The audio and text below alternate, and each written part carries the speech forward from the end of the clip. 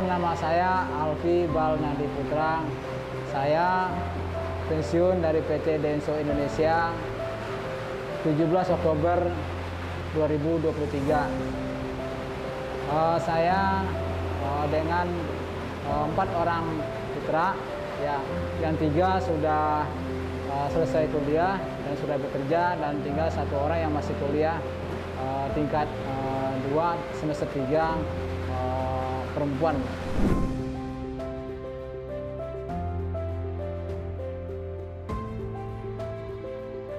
Saya bekerja di Denso masuk tahun 1987, dan saya berkarir di Denso mulai dari nol, dari operator, ya. Alhamdulillah sampai saya pensiun, saya bisa menjadi sebagai kepala divisi Departemen Masineri di PT Denso Indonesia. Dan juga di Denso, karir saya dari tahun 1991 dikirim training ke Jepang selama 6 bulan, tahun 1995 dan 2001. Dan juga saya juga mewakili Masineri di PT Denso Indonesia untuk melakukan benchmark, ya, ke overseas, diantaranya ke Thailand, Cina, India, Malaysia, dan lain-lain. Ya, dengan saya sangat merasa bangga menjadi bagian dari suksesnya PT Indonesia, yang mana PT Indonesia adalah perusahaan global dan saya salah satu yang berada di sana.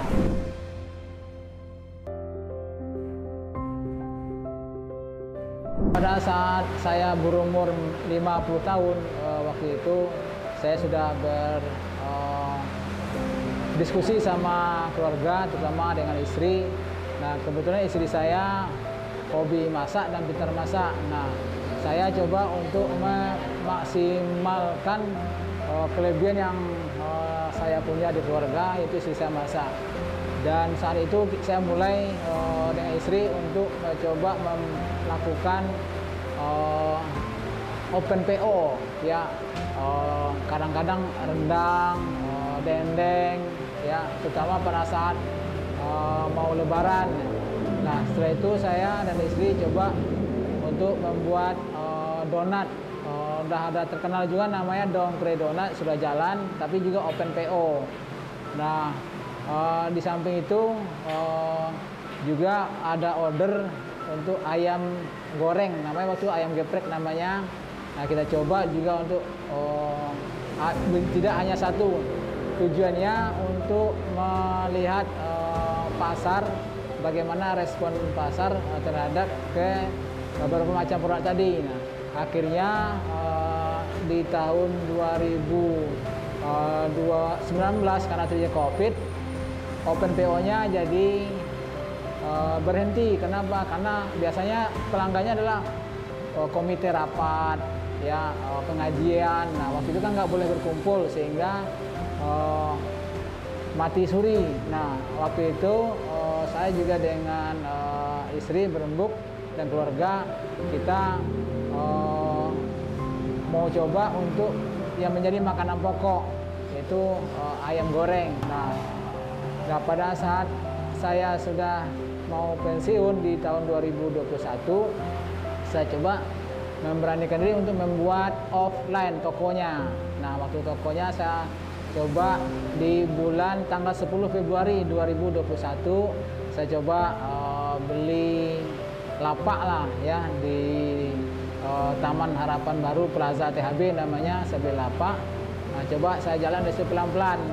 Nah, saya coba memasarkan ke kenalan-kenalan saya, karena saya waktu di Denso banyak kenalan dengan teman-teman dari supplier, semua saya tawarkan. Nah, dan juga saya memberikan promo-promo, ya, sehingga menurut saya apa yang tadi antara donat dan ayam geprek, mana yang akan difokuskan, sehingga dengan pertimbangan kalau donat itu kan hanya makanan camilan, nggak tiap hari orang butuh.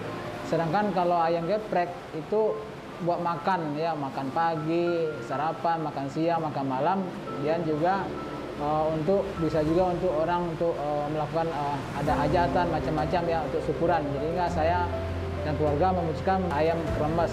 Nah, jadi historinya seperti itu. Ya memang dalam hal usaha nggak selalu langsung naik ya. Pertama mungkin ini kena promo, habis itu dia akan stagnan.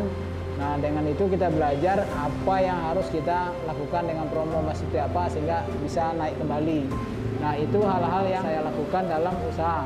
Nah, memang karena kita juga diajarin, di training lah untuk masa pensiun, baik itu dari Astra, baik pun dari Denso. Kalau yang di Denso memang bekerjasama dengan ESQ ya. Ya, jadi menurut saya memantapkan apa yang akan kita lakukan dengan adanya kita training tadi ya, sehingga sangat bermanfaat ya apa yang diselenggarakan oleh Astra sendiri maupun oleh Denso sendiri yang bekerjasama dengan ESQ.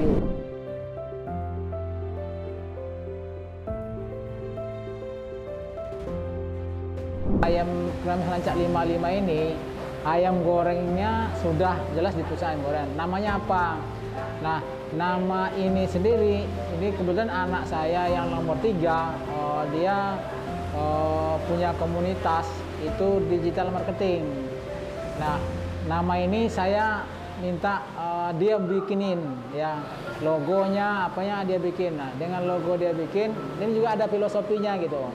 Diterangkan ke saya. Nah, namanya saya mau agak spesifik dikit, kenapa Rancak. Kalau orang baca pasti orang pertama akan ingin tahu, sehingga Rancak itu yang saya putuskan. Dan dibikin logo juga seperti itu, ada bagonjongnya. Nah, tetapi dalam hal ini saya bikin nama dan logo ini itu nggak gratis. Ini bayar sama yang komunitas anak-anak saya tadi yang bikinin, karena ini ada artinya, nggak hanya gambarnya seperti itu gitu ya. Jadi Rancak itu ya kalau di bahasa Indonesia kan bagus ya. 55 itu saya pensiun umur 55. Kalau Rancak saja itu banyak, merek Rancak banyak keluar dia, tapi gitu ada 55 hanya saya yang punya. Itu historinya itu.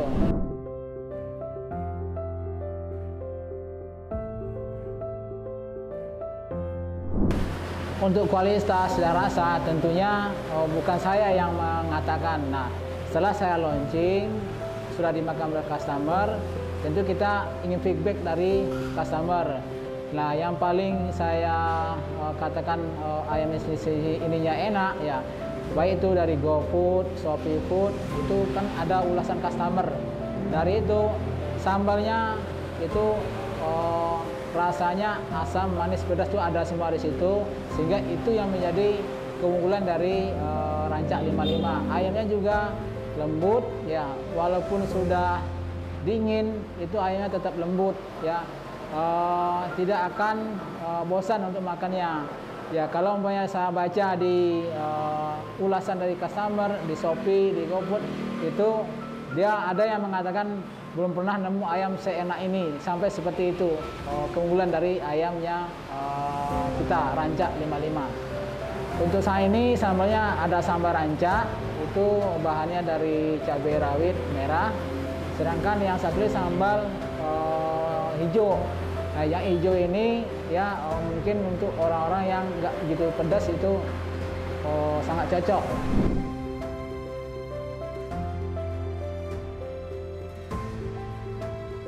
Tantangan yang paling utama itu adalah kurang pede gitu. Ini ayam saya nanti laku nggak sih gitu. Terus kedua, saya untung nggak gitu. Nah, memang dalam hal ini ya bersyukur ya kita diberikan training sedikit-sedikit mengenai bagaimana kalkulasi ya, namanya HPP, harga pokok penjualan ya, sehingga dari situ kita bisa memetakan ya, kalau saya ini harganya nanti jual berapa, pokok berapa, kita bisa punya. Tapi yang pertama kali ini pasti kekhawatirannya di situ, laku apa enggak, saya jualnya berapa, punya saya kemahalan apa enggak gitu. Tapi kalau kalau udah jalan ya mungkin kita jauh akan lebih senang ya. Tapi itu tantangan pertama berarti itu. Tantangan yang kedua itu karyawan. Ya, ini karyawan itu kan sebenarnya asetnya kita, tapi kan untuk menemukan orang yang chemistry-nya sama kita itu, yang punya semangat, disiplin ya, itu tanah. Beda dengan di pabrik. Kalau di pabrik dia udah terikat dengan aturan perusahaan. Kalau ini kan informal ya, jadi kita keras susah, lunak juga susah. Jadi benar-benar by feeling ya. Tapi ilmu itu yang saya pakai, apa yang saya punya pengalaman di pekerjaan di Denso untuk memanage karyawan ya. Itu tantangan.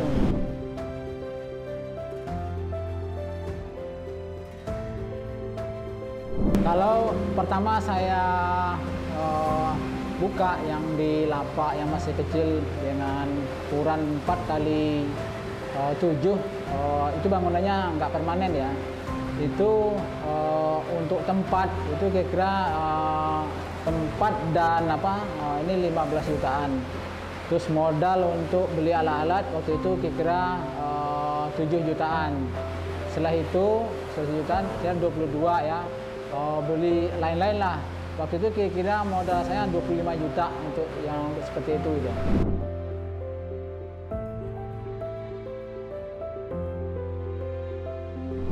Untuk kita memulai usaha, sebelum kita mulai usaha, kita juga diajarkan ada beberapa item yang harus kita lakukan penilaian ya.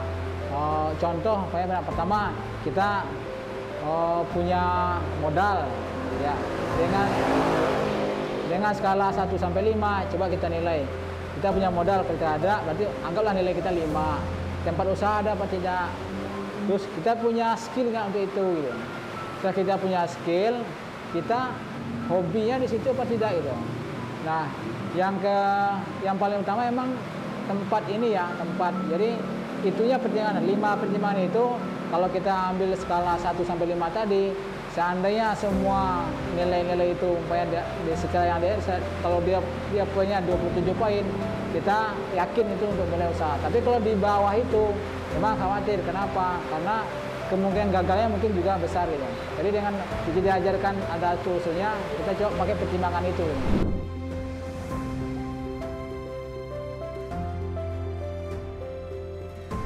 Harapannya sekarang udah ada 2 cabang. Harapannya tentu nambah cabang lagi ya. Karena biar bagaimanapun orang bijak mengatakan kalau usaha kuliner ini kan masih usaha nih. Ya cita-cita saya mau industri kuliner. Jadi beberapa cabang, nanti mungkin salah satu tempat menjadi industrinya, memproduksi ayam, sambal semua di sini. Di cabang-cabang kita coba buka seperti itu. Jadi cita-cita harapannya itu.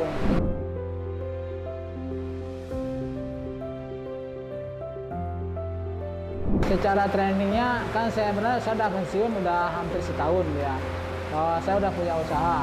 Nah, waktu saya mau buka cabang ini, saya terkesan waktu benchmark di floating market Pak Ferdi ya. Pak Ferdi dia mengatakan kan kita banyak ragu-ragu mau mulai usaha. Nah, waktu itu yang saya sangat ingat, kalau mau mulai usaha dengan modal, kalau umpamanya seandainya itu tidak jalan, kita tidak bangkrut, nggak miskin, silakan jalan. Nah, sehingga saya berani ya membuka cabang baru ya, walaupun jauh lebih cost-nya lebih tinggi dibanding yang pernah. Tapi untuk mendapatkan uang yang lebih tentu juga ada effort yang lebih ya. Jadi dari apa yang dikatakan oleh Pak Ferdi itu saya sangat termotivasi sehingga saya bisa melakukan itu dalam jangka waktu sebulan. Saya eksekusi yang cabang yang sekarang.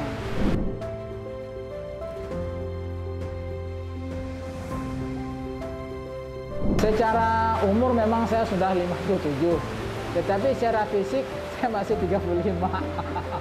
Nah, saya juga punya skill gitu.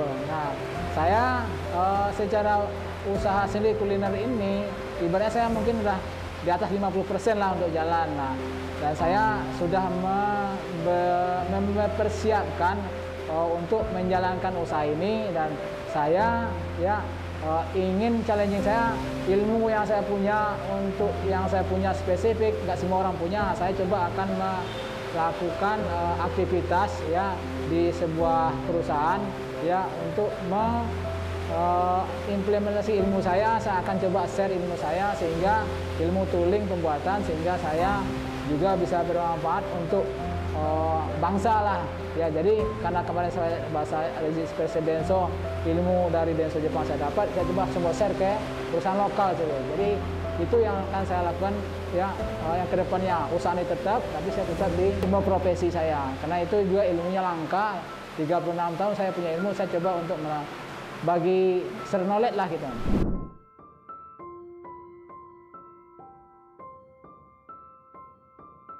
Saya belajar sih sangat terima kasih ya untuk motivatornya ya, di kelas ya, itu sangat-sangat bermanfaat untuk memberikan ya kepercayaan diri bagi para apa yang harus dilakukan.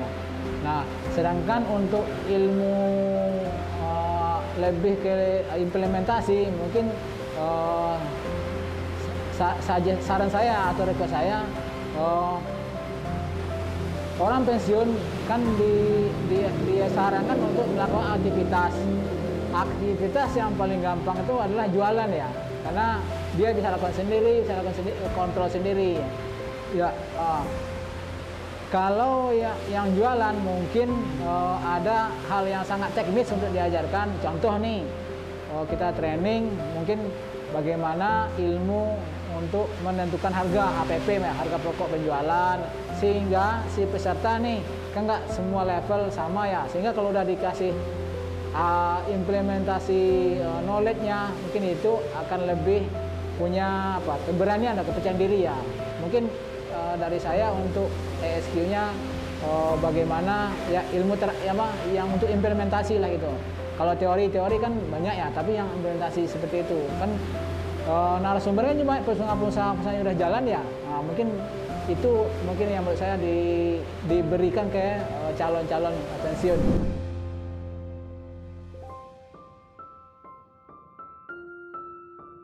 Sangat layak. Kenapa? Karena orang pensiun itu setelah dia nggak bekerja, yang namanya pensiun kan nggak kerja ya.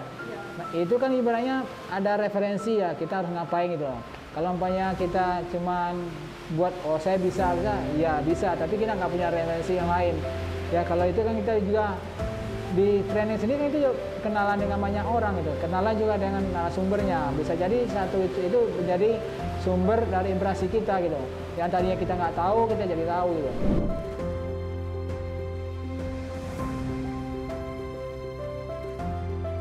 Untuk Denso sangat-sangat membantu. Terima kasih sekali ya Denso untuk mengadakan training masa persiapan pensiun ya, sehingga yang ilmu yang didapatkan dari sumber yang sumbernya ya. Jadi kita dimotivasi ya bagaimana untuk menghadapi pensiun, karena kalau kita nggak ada ilmunya tentunya susah, baik itu ilmu manajemen kehidupan, manajemen kesehatan ya. Kalau sendiri-sendiri pasti nggak bisa. Jadi untuk Denso sangat bagus sekali mengadakan masa pensiun training ya, apalagi dengan tim ya yang memang bidangnya itu gitu. Jadi menurut saya itu sangat bagus sekali dan harus dilanjutkan terus. Dan kalau bisa menurut saya yang rekan-rekan saya yang banyak yang nggak mau ikut, menurut saya mungkin diwajibkan ikut. Kenapa? Karena dia nggak akan punya referensi kalau nggak ikut ya. Jadi jangan ditawarkan ya, tapi diharuskan ikut. Itu saran saya.